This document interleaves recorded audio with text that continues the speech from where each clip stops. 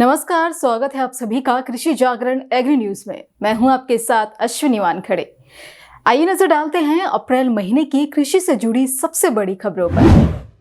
सरकार ने production linked incentive scheme के तहत खाद्य प्रसंस्करण उद्योग के लिए 11,000 करोड़ रुपए की मंजूरी दी है, जिससे 2.5 लाख लोगों को रोजगार मिलने और निर्यात में बढ़ोतरी होने की उम्मीद है।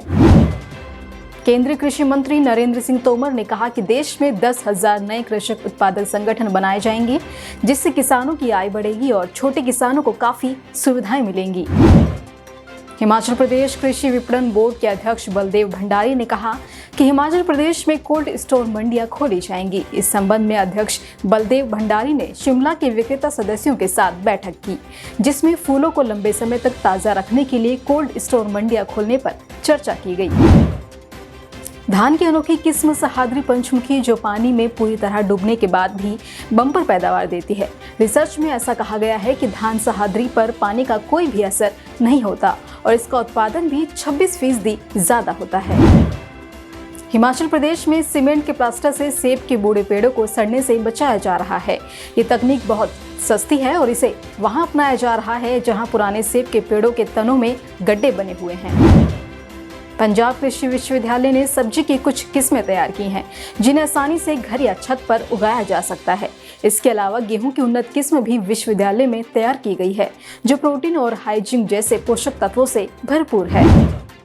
हाल ही में कोबोटिक्स कंपनी ने बेयर कंपनी के साथ कोलैबोरेट किया है, जिसके तहत दोनों company innovative crop protection tools को किसानों तक जल्द से जल्द पहुंचाएंगी।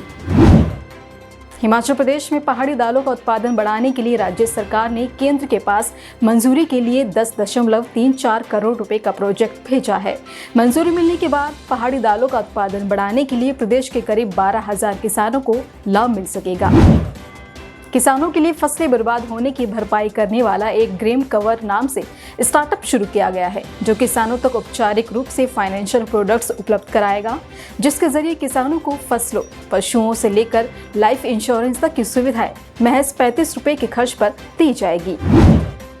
राजेंद्र प्रसाद कृषि केंद्रीय विश्वविद्यालय के प्रोफेसर और वैज्ञानिकों ने गेहूं और धान की खेती करने वाले किसानों के लिए एक खास मशीन तैयार की है, जिससे बुवाई करने की लागत में काफी कमी आती है और खेत में पैदावार भी अधिक होती है। देश में इंफ्रास्ट्रक्चर विकास को बढ़ावा देने के लिए सरकार द्वारा एग्रीकल्चर इंफ्रास्ट्रक्चर फंड स्कीम शुरू की गई है, जिसके अंतर्गत किसानों को सालाना 3% की दर पर ब्याज और 3 करोड़ रुपए के लोन पर क्रेडिट गारंटी कवरेज की सुविधा भी दी जा रही है। हिमाचल प्रदेश के विभिन्न जिलों में मॉडल कृषि फॉर्म विकसित होंगे। केंद्र सरकार के पास करीब 11 करोड़ का प्रोजेक्ट तैयार करके मंजूरी के लिए भेज दिया गया है, जिससे किसानों को आधुनिक कृषि तकनीक देने के साथ नवीन कृषि की जानकारी प्रदान की जा सकेगी। देश के 10 राज्यों में 232.48 लाख मीट्रिक टन गेहूं की खरीद हो चुकी है। इसमें सबसे अधिक सरकारी खरीद पंजाब में हुई है। यहां अब तक 90.40 लाख मीट्रिक टन गेहूं की खरीद हो चुकी है। गौरतलब है कि पंजाब ने एमएसपी पर 130 लाख मीट्रिक टन गेहूं खरीदने का लक्ष्य रखा है। देश की एजुटेक कंपनी शिवराय टेक्नोलॉजी ने खेती से जुड़ा एक मोबाइल ऐप लॉन्च किया है, जिसका नाम फार्मिजो खाता है। ये एक अकाउंटिंग ऐप है। इससे किसानों को पता चल पाएगा कि कितने खेत में कितनी सिंचाई, कितने बीज या खाद की जरूरत होगी। इससे किसानों की लागत घटेगी और फायदा होगा। भारत में जनसंख्या ज्यादा होने के कारण कम जमीन की समस्या अधिक है और इस दिशा में एक उम्मीद की किरण बनकर आई फ्रिज जैसी दिखने वाली छोटी सी मशीन। इस मशीन के जरिए किसान छोटे स्थान पर अधिक उपज उगा सकेंगे। साथ ही ये मशीन एक दिन में 25 से 30 किलो चारा भी उत्पादित करती है।